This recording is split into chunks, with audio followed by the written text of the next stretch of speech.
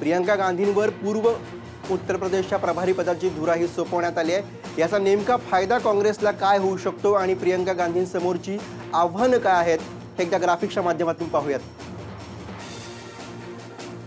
उत्तर प्रदेश काँग्रेसमध्ये फेरबदल करण्यात आले आहेत। ज्योतिरादित्य सिंधिया हे पश्चिम उत्तर प्रदेशचे प्रभारी असतील तर प्रियंका गांधी या पूर्व उत्तर प्रदेशच्या प्रभारी असतील। उत्तर प्रदेशच्या पूर्व भागात लोकसभेच्या 26 आणि विधानसभेच्या 10 जागा आहेत। उत्तर प्रदेशच्या पूर्व भागात भाजपचं प्राबल्य राहिलंय। इंदिरा गांधींसारखी छबी असल्यामुळे काँग्रेसला उभारी मिळण्याची शक्यता आहे। प्रियंका गांधींकडून आतापर्यंत रायबरेली आणि अमेठीमध्ये प्रचार करण्यात आला होता। नवी जबाबदारी सोपवल्यामुळे कार्यकर्त्यांमध्ये उत्साह पाहायला मिळतोय।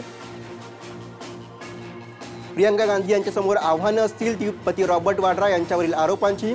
काँग्रेस पक्षामध्ये 2 सत्ता केंद्र निर्माण झालेत अशी ही चर्चा आहे। मोदी योगींच्या झंझावातासमोर टिकण्याचं मोठं आव्हान प्रियंका गांधी यांच्या समोर असेल।